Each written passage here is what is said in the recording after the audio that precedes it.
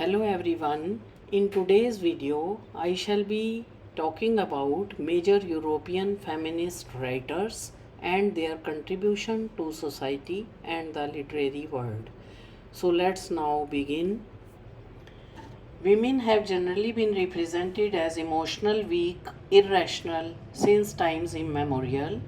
They are expected and conditioned to fit into the roles assigned to them. This has given them a secondary status, and their conditioning makes them accept this status without much resistance or protest.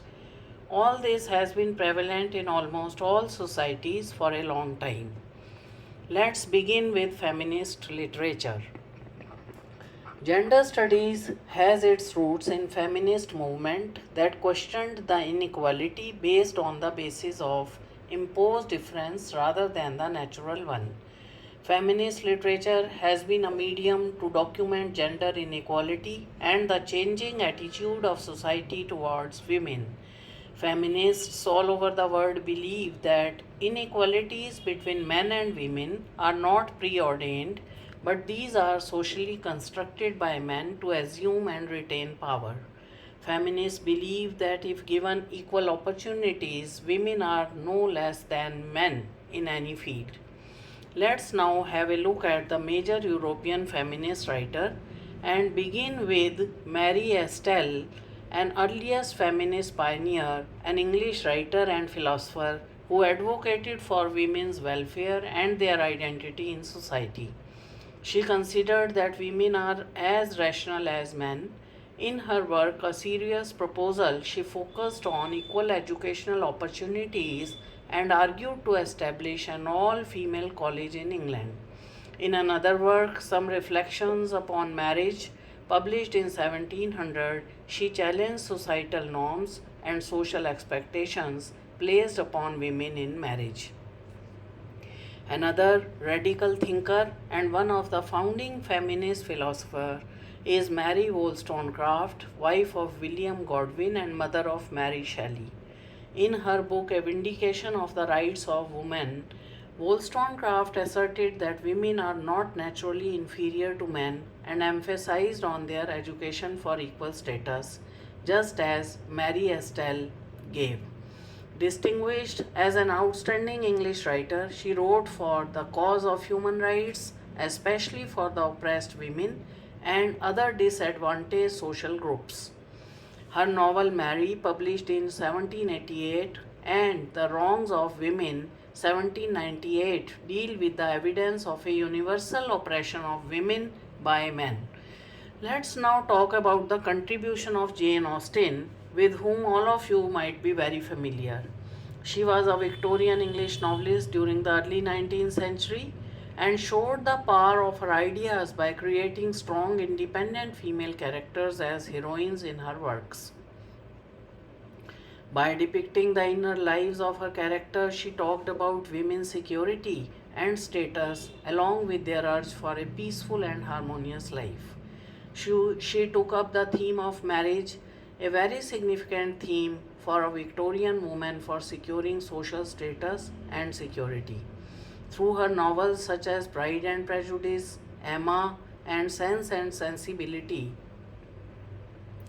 Jane Austen criticized the societal norms that restricted women's opportunities.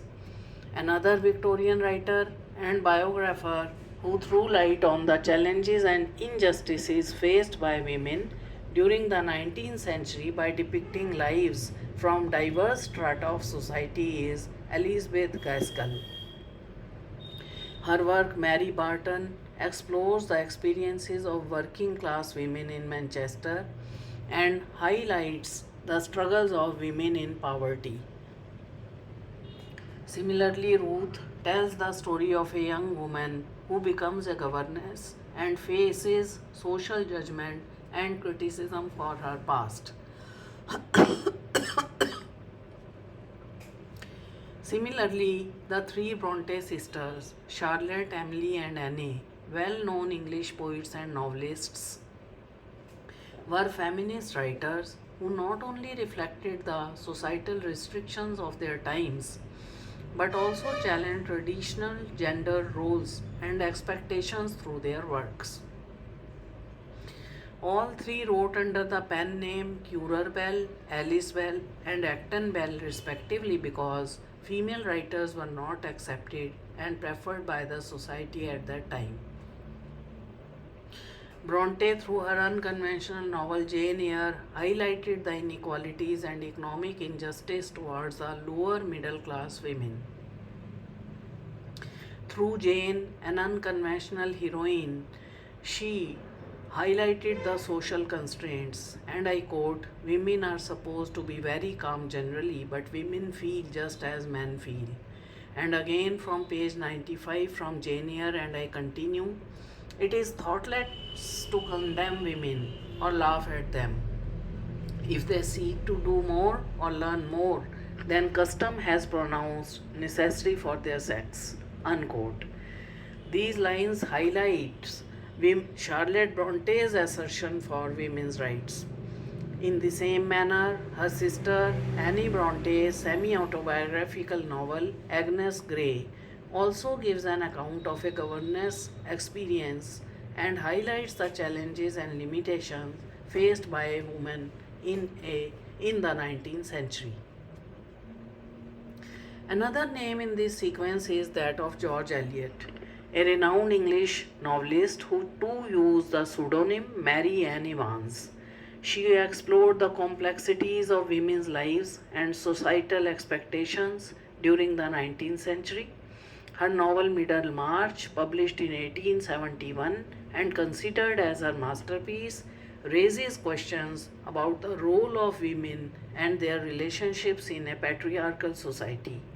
Similarly, the Mill on the Floss, through Mill on the Floss, and in through the character of Maggie, Tom, Lucy, Philip, and Stephen, the complexity of relationships is explored, and double standards of Victorian society for women has been beautifully brought out. Let's now talk about one of the most influential 20th century modernist English authors, a committed feminist, Virginia Woolf, who made a significant contribution to the feminist literature. Through her seminal essay, A Room of One's Own, she discusses how patriarchal structures and social constraints hinder the creative pursuits of women. She creates a fictional character of Judith Shakespeare, the sister of Shakespeare, as talented as her brother, and but who could have earned fame like her brother, but it could never have happened. As being a woman, social restrictions would have snatched opportunities from her. Woolf strongly says that because of being a woman, she would have committed suicide in the Victorian society. Financial independence and personal space, she thinks, are the two most important things for women to embrace their freedom, and I quote from A Room of One's Own, "A woman needs 500 pounds and a room of her own to be a writer." 500 pounds here are symbolic of economic freedom, social and mental freedom. And by room, it means that the space of her own, psychological, emotional, and physical space, where a woman can explore her creativity and her ideas, where she is free from the constraints and domestic duties. In the essay, Woolf gives the term androgynous, the mental state in which both masculine and feminine qualities are integrated, which reveals her idea of men and women working and thinking together, making an ideal world in which both live in complementary peace with each other, respecting each other's nature. Another important feminist is Simone de Beauvoir, a French writer, existentialist philosopher, and a political activist who raised issues about women's status and identity in society. In the chapter Woman, Myth and Reality, included in her work The Second Sex, she says that society makes a woman feel inferior as she is socially conditioned to accept her position as secondary, as the second sex. through her statement, and I quote, "One is not born but becomes a woman," unquote. She presents the social construction of gender. She argued that men higher in hierarchy have made women feel as other because they have stated different stereotypical roles for women around which their whole life revolves. Gradually, a woman is made to realize and accept that she is a woman who can never have the primary position. She accepts her status as secondary, as the other, with little role in the development of the structure of society, and is bound to live within a certain framework decided by men. Boa breaks the myth of eternal feminine and emphasizes on the fact that women should be given equal opportunities and roles in society.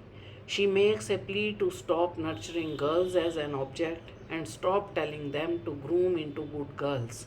Rather, allow them to grow naturally and give them equal opportunities.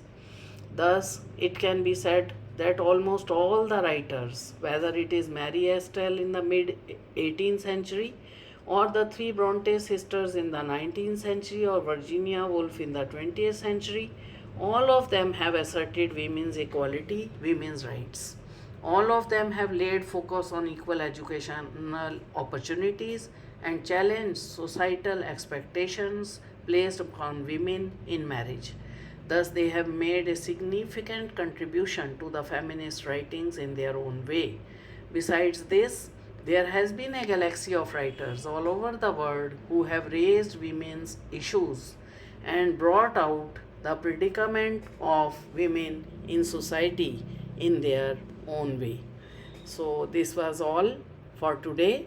Thank you very much for sparing your time and being with me. I hope the video will be beneficial for all of you. Thank you very much.